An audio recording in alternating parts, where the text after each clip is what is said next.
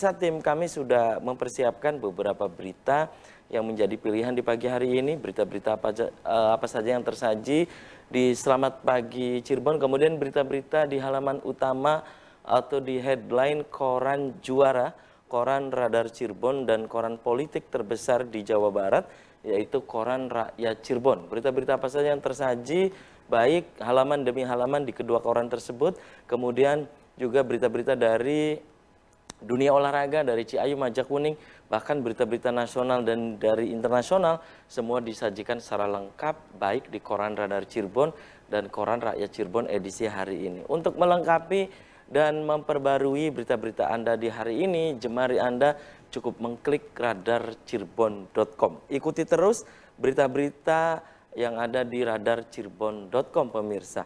Dan pemirsa, di pagi hari ini yang nanti kita akan diskusikan ini mengenai berita di halaman Kabupaten Cirebon di edisi hari Selasa kemarin di koran Radar Cirebon, pemirsa. Di mana di koran Radar Cirebon di edisi hari Selasa kemarin itu di beritanya diungkapkan bahwa jadwal mutasi di pemerintah Kabupaten Cirebon ini mundur lagi. Yang sedianya mutasi ini akan digelar 1 April kemarin, ini diundur Jumat besok ya, rencananya tanggal 3 April. Nah, nanti bagaimana pendapat baik dari akademisi dari Universitas Muhammadiyah Cirebon dan juga dari penulis ya, esai-esai politik berkaitan dengan mutasi ya, tarik ulur mutasi di pemerintah Kabupaten Cirebon. Dan pemirsa, di prolog tadi sudah saya sampaikan bahwa di pagi hari ini yang nanti kita akan diskusikan ini tentang tarik ulur mutasi dan rotasi di pemerintah Kabupaten Cirebon, pemirsa. Dan seperti diberitakan di koran Radar Cirebon edisi hari Selasa kemarin bahwa mutasi dan rotasi ini di pemerintah Kabupaten Cirebon sedianya atau sesuai jadwal itu akan digelar pada hari kemarin tanggal 1 April. Namun ini pemirsa, informasi yang dihimpun baik di koran Radar Cirebon dan informasi yang saya terima bahwa mutasi rotasi itu akan digelar besok hari Jumat tanggal 3 April. Nah, nanti bagaimana pendapat dari baik dari akademisi Universitas Muhammadiyah Cirebon dan juga penulis ya esai-esai politik berkaitan dengan tarik ulur mutasi dan rotasi di pemerintah Kabupaten Cirebon. Dan pemirsa, perlu saya informasikan juga bahwa di hari ini Kabupaten Cirebon merayakan hari jadi. Nah, ini apakah mutasi ini merupakan kado dalam tanda petik, pemirsa, untuk hari jadi Kabupaten Cirebon? Untuk mengurai apa yang tadi saya sampaikan, bersama saya di pagi hari ini saya hadirkan di sebelah saya ada Mas Samsudin Kadir, biasa dipanggil dengan Mas Kadir. Assalamualaikum Mas Kadir, apa kabarnya juga? Baik Mas Kadir. Oke, terima kasih Mas Kadir sudah menyempatkan hadir di Selamat Pagi Cirebon. Di sebelah Mas Kadir, pemirsa, ada akademisi dari Universitas Muhammadiyah Cirebon, ada Mbak Uun Maksuna MM. Selamat pagi Mbak Uun. Assalamualaikum. Waalaikumsalam. Apa kabarnya juga Mbak Uun? Kabar baik. Oke, terima kasih juga sudah hadir di Selamat Pagi Cirebon. Dan pemirsa, di sepanjang acara ini saya mengundang Anda, silakan nanti Anda bisa bergabung. Pemirsa bisa di 0231482138. Pemirsa juga bisa untuk memberikan pendapat. Anda juga bisa menanyakan, bisa SMS atau ke nomor WhatsApp. Anda di rumah jangan kemana-mana, kami akan segera kembali sesaat lagi.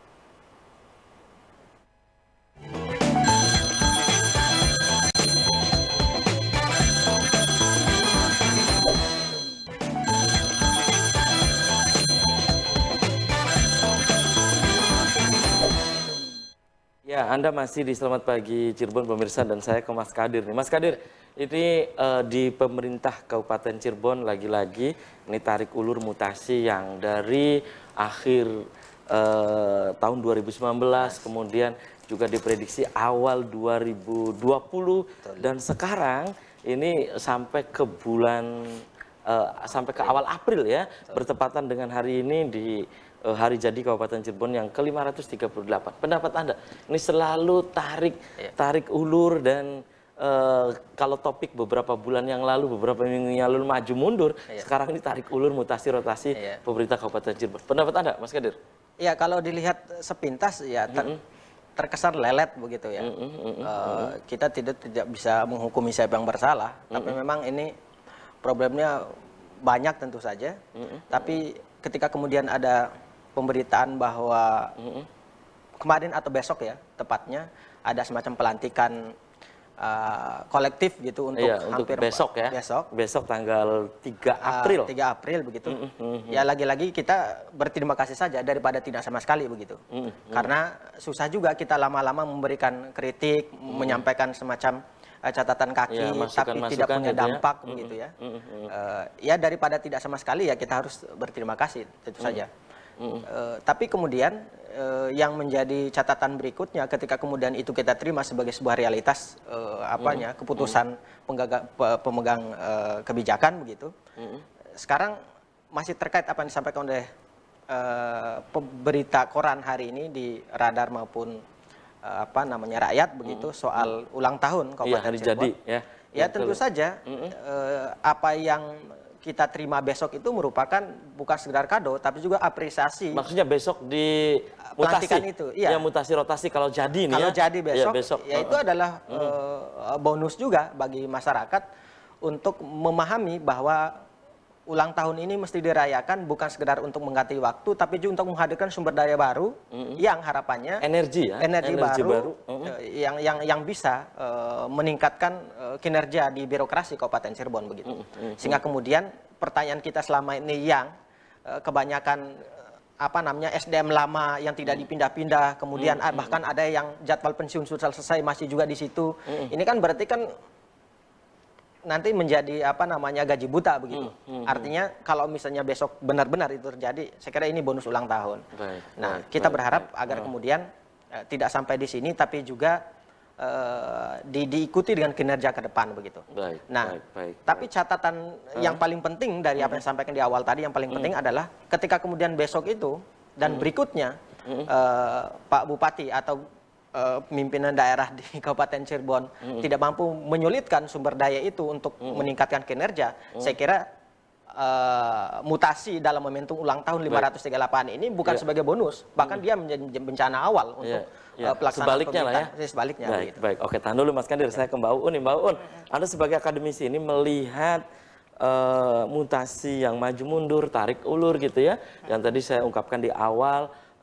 Informasinya itu di akhir 2019, di awal 2020 sampai sekarang ini sudah memasuki bulan yang keempat, bulan April ya, ini awal April lah. Ini selalu berita di koran Radar Cirebon edisi hari Selasa kemarin, jadwal mutasi mundur lagi.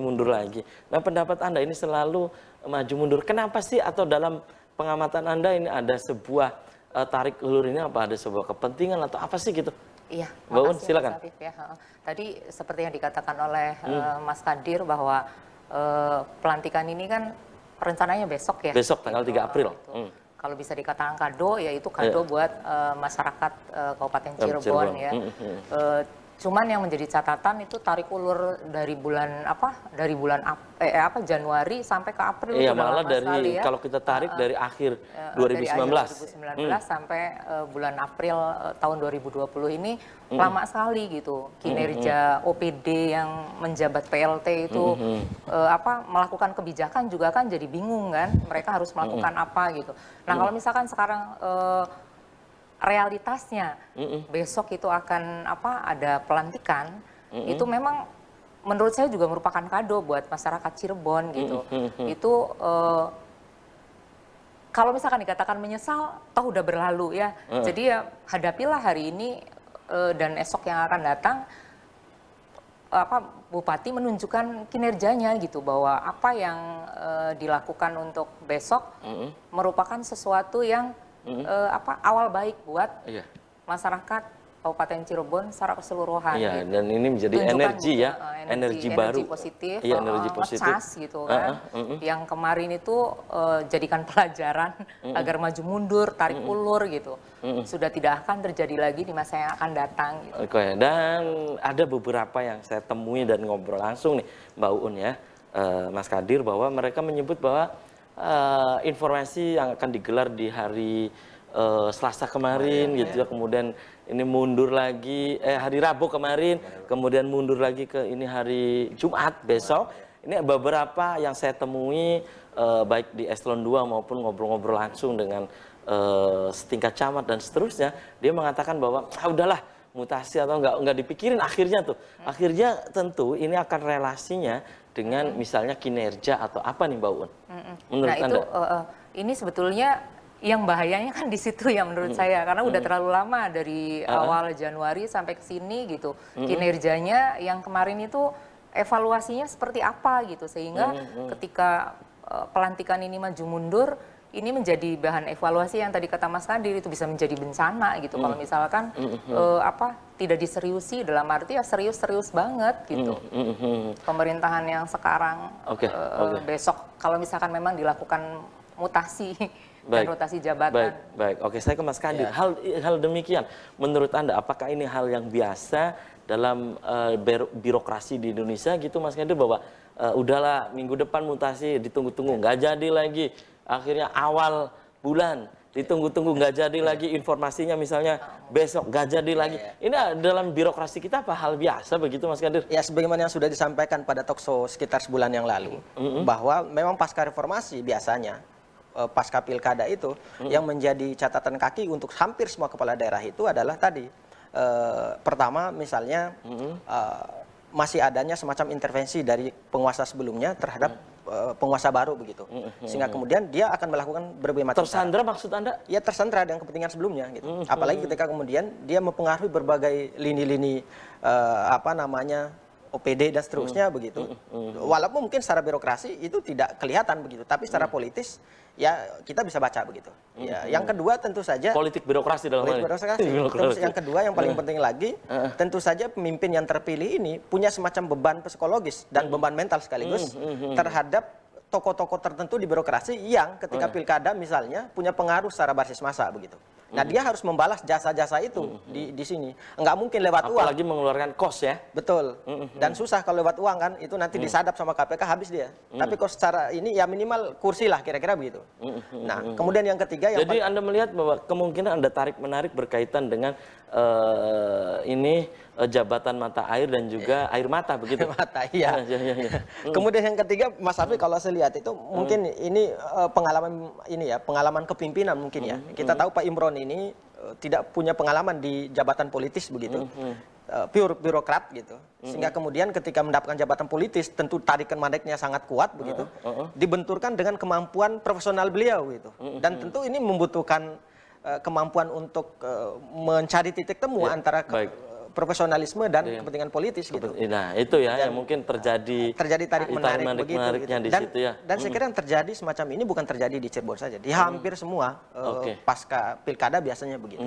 Tapi kita bersyukur ketika kemudian besok betul-betul terjadi, ini justru jadi batu loncatan sebetulnya bagi Pak Imron untuk membuktikan bahwa beliau mampu melakukan semacam kemampuan mengkonsolidasikan birokrasi pemerintahan Kabupaten Cirebon di masa yang akan datang. Baik. Saya kembali ke Mbak Un. Mbak Un, hal ini kan berkaitan dengan trust ya, bahwa mungkin kalau ada informasi yang beredar bahwa di minggu depan atau di besok adalah mutasi, ini persoalannya adalah berlarut-larut demikian gitu.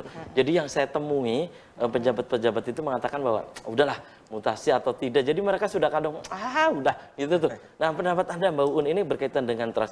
Ini di samping mempengaruhi kinerja yang tadi menurut Anda, juga ini kan anggaran juga Mbak Un. Pastinya. Iya, pastinya. Jadi kalau misalkan ada obrol-obrolan seperti itu di kalangan yang tadi Mas Afif katakan, itu kalau boleh saya katakan memang trust-nya itu sudah melemah banget gitu atau rendah gitu ya. Nah, hal seperti ini kan sebetulnya sangat bahaya karena tadi kalau dikatakan oleh Mas Nadir yang dikhawatirkan ya itu adalah Pak Imron ini tersandera oleh kepentingan sebelumnya gitu. Nah, menurut saya momen yang seperti ini tunjukkan gitu kalau misalkan memang beliau tidak tersandera adalah menunjukkan sesuatu yang langkah besok gitu. Secara tidak langsung berarti Mbak Un menyebut ini ada tersandra gitu. Iya begitu. Dikatakan seperti itu. Itu ya. Jadi ini harusnya momentum untuk menunjukkan Mbak Un. Iya. Momentum untuk menunjukkan langkah-langkah yang besok kalau misalkan memang diambil terus terrealisasi perbincangan yang tadi dikatakan oleh Mas Safi itu bisa paling tidak mereda lah dengan menunjukkan sesuatu yang realistis itu, karena kan sebetulnya masyarakat itu klasik ya, selalu menagih janji pemimpin ketika melakukan kampanye gitu. Oke, itu ya. Baik, oke, tahan dulu nih Mbak Uun dan Mas Kadir, sudah ada beberapa SMS yang masuk. Dan pemirsa, selamat pagi Cirebon akan segera kembali usai pariwara berikut ini.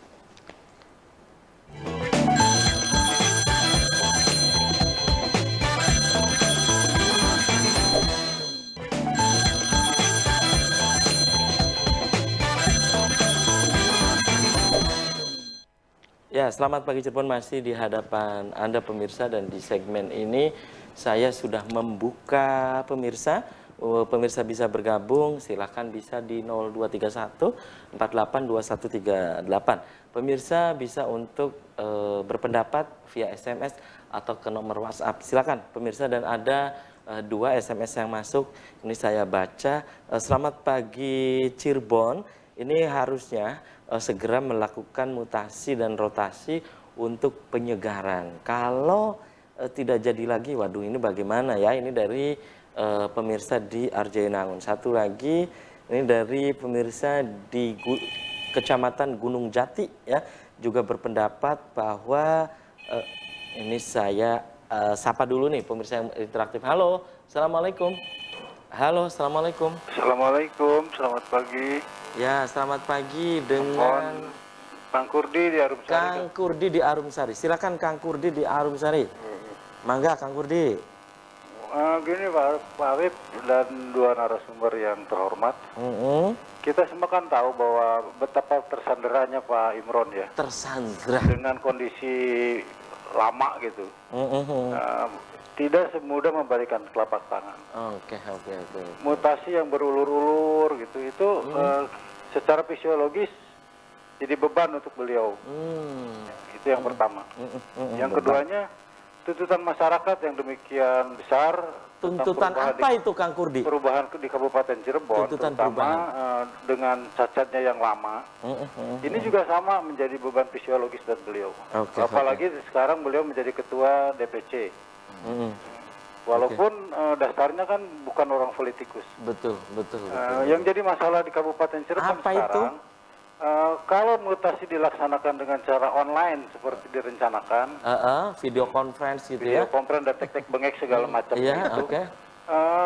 mestinya kita masyarakat, khususnya kalau saya lah pribadi gitu, sabar dulu lah gitu. Karena walaupun ada mutasi, segala tek-tek bengek masyarakat birokrasi ini tidak akan berubah.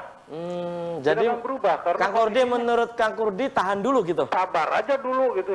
Corona selesai baru. Oh, corona. Sehingga pembenahannya betul-betul gitu. Baik, Bang. Karena dipaksakan sekarang juga akan repot, Pak. Jangan dipaksakan besok, maksudnya kalau besok Akan jadi. sangat repot karena belum tentu apa yang dipilih sekarang, apa yang dimutasikan sekarang bisa bekerja. Baik. Kalau lagi kondisinya begini kok. Baik. Gitu aja dulu. Oke, terima kasih. Cuman sayang gini Pak Apip ya, punten nih. Lain kali kalau acara Selamat Pagi Cirebon ini dari tahunan nih saya lihat ini. Narasumbernya tuh kenapa sih tidak ada yang satu bagian umpamanya sedang membahas mutasi nih. Adalah dari BPM, dari Iya, dari gitu ini loh. BKD atau apa ya? Iya gitu. Baik. Pak Apip ini. Terima kasih. Saran buat RCTP nih. Baik, terima kasih. Yuk, Terima kasih. Assalamualaikum. Waalaikumsalam warahmatullahi wabarakatuh. Ya, dan ini saya baca berikutnya tadi dari Gunung Jati. Selamat pagi Cirebon. Mutasi dan rotasi harus mencerminkan aspek keahlian, kemampuan, bukan hanya faktor kedekatan dan yang lain. Nah, itu dari 2 SMS yang masuk, dan tadi dari Kang Kurdi, tersandra dan juga beban psikologis. Ini berkaitan dengan tuntutan, kemudian tentang saat ini juga beban psikologisnya itu, misalnya masyarakat Kabupaten Cirebon menginginkan perubahan dan seterusnya. Dan salah satunya adalah saat ini sedang lagi rame juga penanganan COVID-19. Nah, kembali saya ke Mbak Uun ya, sebelum ke Mas Kadir. Mbak Uun, jika besok tidak jadi lagi mutasi ataupun rotasi, tadi Kang Kurdi menginginkan udahlah tunda aja dulu gitu ya, jangan dipaksakan. Menurut Anda kalau besok nggak jadi, analisanya seperti apa? Ya sebetulnya kalau menurut saya jadi serba salah ya. Artinya Serba salah. Maju kena, mundur kena. Iya, maju kena, mundur kena. Karena kan masyarakat udah terlalu lama menunggu ya. Itu tarik ulur, maju mundur untuk mutasi dan rotasi jabatan ini. Apa yang dikhawatirkan sebetulnya selain tersandera itu momen adanya COVID-19 ini menjadi apa? Menjadi alibi buat alasan gitu ya. Buat Pak Imron untuk kalau misalkan disegerakan karena tuntutannya sudah sudah kencang banget gitu. Tapi kalau misalkan tidak juga kan blunder gitu. Karena kalau misalkan tidak disegerakan toh kinerja pemerintah daerah juga kan nggak bisa jalan juga karena situasinya seperti ini gitu. Jadi maju kena, mundur kena gitu. Tapi apapun apresiasi dari masyarakat kan tadi dikatakan bahwa kalau misalkan dilakukan mutasi besok gitu, itu sepertinya tidak ada gunanya gitu ya, karena tidak ada gunanya dalam analisa Mbak Uun karena memang ini publik lebih ke arah maksudnya tidak memperhatikan mutasi karena semua tersedot energinya ke COVID-19. Iya, alibinya seperti itu gitu. Terus setelah dan dengan keadaan sekarang kan toh setelah mutasi juga masih jeda waktunya itu kan masih cukup panjang gitu. Dalam artian paling tidak sampai COVID ini kan sampai April, ada yang mengatakan pertengahan Mei gitu ya. Nah itu yaitu dianggap sebagai seremonial omong kosong gitu. Tapi karena tadi balik lagi karena Pak Imron itu kan tersandera dalam tanda kutip, itu jadi serba salah mungkin ya ini ya. Oke, Mas Kadir, pendapat Anda kalau besok nggak jadi, ini gimana ini? Kalau besok nggak jadi, ya sandranya berulang kali. Sandranya berulang kali. Pertama, sandra kalau sebelumnya tersandra oleh kepentingan politik dan politik birokrasi terutama, ya, termasuk partai politik tentu saja yang punya punya investasi saat pilkada begitu. Nah, yang paling penting lagi adalah sandra oleh publik. Sandranya ya opini begitu, bahwa ya Imron belum mampu ternyata untuk menjadi pemimpin yang yang bergerak cepat untuk menghadirkan perubahan, karena perubahan pembangunan fisik itu tergantung daripada bagaimana kemampuan pemimpin dalam mempercepat proses akselerasi perubahan atau soliditas di birokrasi begitu. Salah satunya ya mutasi itu. Nah, ketika kemudian itu gagal ya lagi-lagi saya bilang tersandranya 2 kali begitu. Tersandranya, dan ini semakin berat. Bebannya semakin berat. Bebannya tentu saja semakin berat. Sebagai catatan sebagaimana disampaikan oleh Kang Kurdi tadi. Beban beliau sekarang ini kan bukan sekedar beban 6 tahun perjalanan beliau memimpin sekarang, 6 bulan sekarang gitu. Tapi juga akumulasi dari ketidakpercayaan publik atau masyarakat terhadap pemimpin itu ya, public distrust. Mimpinnya korup, birokrasinya tersandra korupsi juga. Tiba-tiba kemudian tersandra oleh opini publik bahwa sekarang juga tersandra oleh kepentingan bagi-bagi kue gitu. Jadi kan muter aja di lingkaran itu gitu. Jadi publik akhirnya kemudian bisa-bisa jadi begini, mau ganti mutasi tidak mutasi juga dan sama. Dan itu yang mungkin saya temui beberapa birokrat gitu ya, kemudian juga masyarakat itu ada bilang begitu, Mas Kadir. Iya, saya kira tidak sedikit orang yang sampaikan semacam itu ya. Tentu saja banyak orang. Karena gini, dalam konteks kepemimpinan kalau kita baca berbagai penelitian ilmiah soal kepemimpinan daerah, otonomi daerah pasca reformasi itu, jadi momentum ujian terbaik bagi seorang pemimpin itu adalah 6 bulan pertama itu. Kalau kemudian dia berhasil melewati itu dia akan kemudian melakukan lompatan kepemimpinan yang sangat luar biasa. Ketika 6 bulan itu kemudian gagal membangun opini publik sebagai pemimpin yang patut untuk didengar misalnya. Berarti publik, seterusnya juga? Seterusnya bisa saja dia mampu begitu, tapi opininya sudah terbangun blacklist sejak awal. Terkonstruk sejak awal bahwa memang pemimpin yang tidak mampu untuk melakukan semacam itu. Gitu. Nah kalau itu yang terjadi, ya apa gunanya ada seorang pemimpin begitu. Tapi saya kira semoga saja pembisik-pembisik Pak Bupati bisa menyuarakan kritik kita ini, menyambungkan kritik semacam ini, karena orientasi kita bukan untuk menjelekkan, untuk merendahkan, tapi ini semacam masukan yang kira-kira sepertinya perlulah untuk cara pandang orang ketiga itu kan penting juga dalam pemimpinan. Baik, itu ya jadi second opinion ya. Betul. Baik. Dan silakan Anda pemirsa, di segmen ini saya masih membuka Anda untuk kembali bergabung. Nah, ini ada pemirsa yang bergabung kembali, Mbak Uun dan Mas Kadir. Saya angkat dulu. Halo, assalamualaikum. Waalaikumsalam warahmatullahi wabarakatuh. Ya, dengan siapa di mana, Kang? Sama Dedi di Mundu. sama Pak Dedi di Mundu. Silakan Pak Dedi di Mundu. Silakan Pak Dedi. Waalaikumsalam Mas. Ya, Selamat pagi buat RCTV juga buat narasumber. ya silakan Pak Dedi di Mundu. Pak, begini, menurut saya gitu, tarik ulur mutasi pemerintah Kabupaten Cirebon. Sebaiknya sih begini kan, pada saat kampanye dulu wakil gubernur, bupati dan wakil bupati ini mempunyai apa namanya tuh sistem yang akan dia tuju di 5 tahun mendatang. Pada saat dia sudah memenangkan apa namanya tuh kontestasi pemilihan. Nah, menurut saya tidak perlu adanya, walaupun mohon maaf sekali lagi Pak Bupati kemarin ini tersandera dengan kasus gitu tuh. Maksud saya tinggal menjalankan saja gitu tuh, tinggal menjalankan saja karena wakil bupati dan sekarang yang menjadi bupati dia sudah mempunyai hak prerogatif untuk menunjuk si A, si B, si C. Nah, masyarakat kami di bawah sebenarnya mau dimutasi mau nggak dimutasi, pertanyaannya apakah dimutasi menunjukkan kinerja yang baik, tidak dimutasi pun apakah sekarang menunjukkan kinerja yang baik? Bagaimana terhadap penanganan COVID-19 sekarang ini? Jadi saya pikir ini seperti dagelan kalau menurut saya. Terima kasih. Assalamualaikum. Terima kasih. Waalaikumsalam warahmatullahi wabarakatuh Pak Dedi di Mundu ya. Dan pemirsa, selamat pagi Cirebon akan segera kembali usai pariwara berikutnya.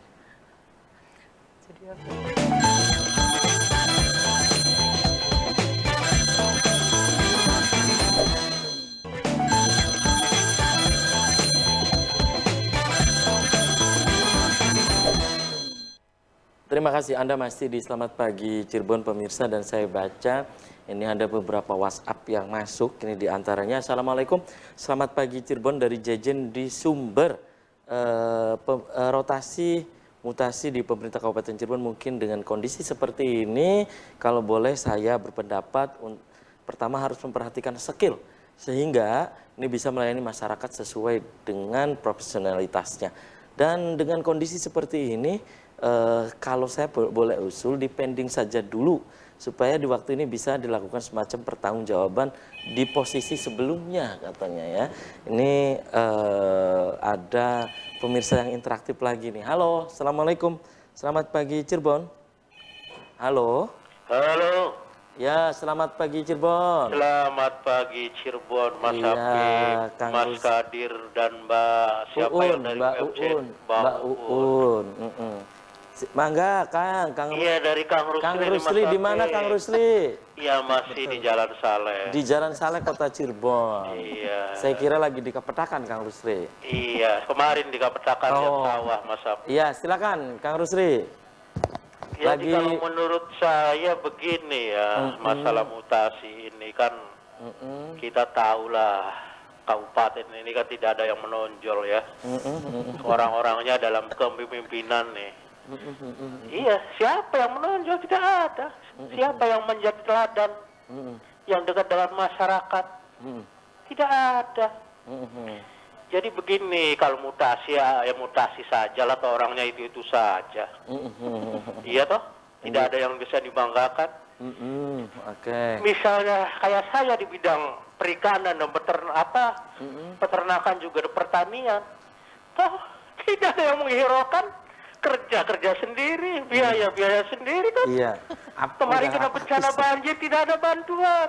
Kekeringan tidak ada kecuali dari ibu-ibu Aisyah. Iya toh. Siapa? Nggak ada kan selama ini. Iya, Kang Rusli. Jadi kalau menurut saya ini ya jangan dianggap serius lah Mas Kadir, Mbak Uun. Biarkan saja mereka itu tuh. Orang itu juga ngapain diseriusin. Baik. Bahkan tadi Cirebon itu tidak ada kemajuan dalam pembangunan, itu tidak ada, biasa-biasa saja, jalannya rusak. Baik. Iya, itu saja. Oke, Kang Rusli. Kemudian juga bidang kesehatan dan juga kesejahteraan juga belum mampu. Kita itu masih termiskin kan, nomor berapa? Korupsinya juga tinggi. Nah, itu saja dia ya santai-santai saja yang mau apa tadi itu ya silakan saja. Kita masyarakat sih kerja sendiri saja lah biasa. Baik, Kang Rusli. Itu saja Mas Apip, Mas Kadir, Mbak Uun, terima kasih. Assalamualaikum. Waalaikumsalam warahmatullahi wabarakatuh. Ini ke Mas Kadir nih, dari beberapa WhatsApp, SMS juga yang saya baca, pemirsa yang interaktif langsung. Iya. Anda menyikapinya seperti apa? Ya ini sebetulnya akumulasi ketidakpercayaan publik terhadap apa yang berjalan selama 6 bulan ini dari kepemimpinan Pak Imron begitu. Saya tentu bukan kemudian mengamini semua begitu ya, tapi ya begitulah suara masyarakat. Jadi ketika kemudian kita bersuara lancang di sini, sebetulnya lebih lancang di luar sana gitu. Dan kalau dia dengar itu bukan saja panas telinga, tapi juga bisa melukai hati begitu. Tapi kan kritik itu kan bagian dari upaya untuk mengevaluasi kinerja selama ini, kemampuan dan sekaligus kapasitas kepemimpinan gitu. Ketika kemudian terus begini, lalu apa gunanya pilkada dalam melakukan proses seleksi terhadap kualitas kepemimpinan gitu. Nah, karena itu bagi saya mau besok mutasi atau tidak sebetulnya betul saya sepakat itu bahwa sebetulnya Dengan tidak beberapa berpengaruh. tadi pemirsa ya. Ya begitu. Karena memang nama-nama yang dirancang juga untuk dimasuk menjadi drafting sebagai orang baru yang konon ke dinas-dinas tertentu juga orang-orang yang tidak jauh dari apa yang sudah kita kenal selama ini begitu. Kita sudah bisa membaca memfirasati bagaimana kinerja mereka ke depan gitu. Karena itu bagi saya sebetulnya bukan masalah SDM di dinas-dinas tertentu saja yang kemudian perlu melakukan semacam lompatan kinerja. Gitu. Yang paling penting sekarang itu adalah bagaimana political will dari seorang pemimpin untuk menggerakkan semacam mesin birokrasi ini ke depan ketika kemudian pasca lakukan mutasi gitu. Kalau misalnya kemampuan leadership dari seorang pemimpin tidak mampu menggerakkan mesin ini, mau dimutasi atau tidak, ya tentu tidak akan melakukan. Mesin birokrasi. Iya, Anda mesin ya? birokrasi tidak akan mampu menghadirkan suatu kinerja yang membangun bagi masyarakat. Apalagi kalau kemudian tadi masyarakat sudah menagih janji pilkada sebelumnya soal banjir, soal kesehatan masyarakat, apalagi sekarang wabah COVID-19 yang begitu menakutkan bagi kita semua begitu. Sementara birokrasi masih tidak menentu begini kan. Jadi kita mau dilayani oleh siapa ketika kemudian kita mengalami semacam bencana semacam ini begitu. Baik. Oke, Mbak Uun, ini pendapat Mbak Uun dari beberapa WhatsApp, SMS, kemudian pemirsa yang masuk memberikan pendapat. Mbak Uun. Iya, jadi kalau menurut saya itu kesimpulan dari apa yang sudah tadi dari awal ya dari kita awal perbincangkan dari di pagi hari sama ini. dari telepon interaktif tadi itu sangat miris ya, artinya mewakili masyarakat secara keseluruhan di Kabupaten Cirebon bahwa kepemimpinan yang saat ini dan sebelumnya bahkan itu ya masa bodoh gitu, tidak ada sesuatu yang bisa dibanggakan gitu, ada masalah kesehatan abai, masalah pertanian abai, infrastruktur jalan, semuanya infrastruktur jalan makin parah sekarang gitu kan, dan itu catatan seperti itu atau opini dari masyarakat sebetulnya udah sangat di titik nadir ya, sehingga kalau misalkan dari perbincangan hari ini, apakah mutasi yang dilakukan besok, lusa, atau yang akan datang udah memang gua pikirin gitu kan, nggak ada perubahannya Kabupaten Cirebon sejak dulu hingga detik ini gitu. Kalau mau dibuktikan, pembuktiannya apa atau belum ada buktinya. Ya, intinya gitu masyarakat kan. sih begitu ya. Masyarakat itu skeptis banget ternyata skeptis, gitu ya. Jadi nggak usah serius-serius amat lah gitu. Dan kan, malah tadi ada kan. yang tadi pesimis banget gitu ya. Pesimisnya itu parah sekali gitu ya opini dari masyarakat. Kalau Mbak Un harapannya kalau toh besok jadi, nah ini kan nama-nama list nama itu kan mungkin sudah dikantongi nih oleh sang penentu kebijakan. Apa harapannya dari Mbak Un? Iya, jadi kalau menurut saya apapun opini masyarakat gitu, tetap aja kita tetap menginginkan membangun optimisme ya. Artinya begini, tadi seperti yang dikatakan oleh Mas Kadir gitu bahwa kebijakan yang diambil oleh Pak Imron itu selaku bupati atau pemimpin di Kabupaten Cirebon,